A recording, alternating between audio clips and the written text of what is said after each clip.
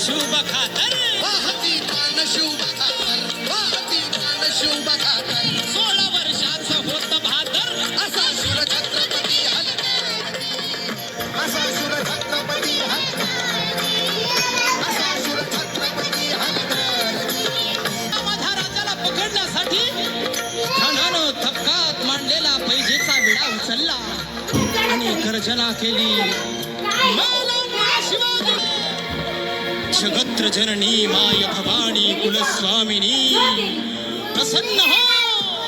आणि त्या क्रूर खानाच्या भेटीसाठी माझं बाळ जातंय जगदंबे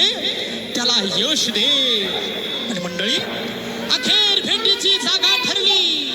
प्रतापगडाच्या पायथ्याशी मग राजाची आणि त्या खानाची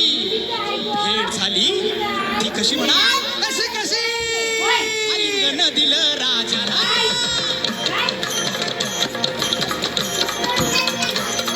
आलिंगन दिलं राजाला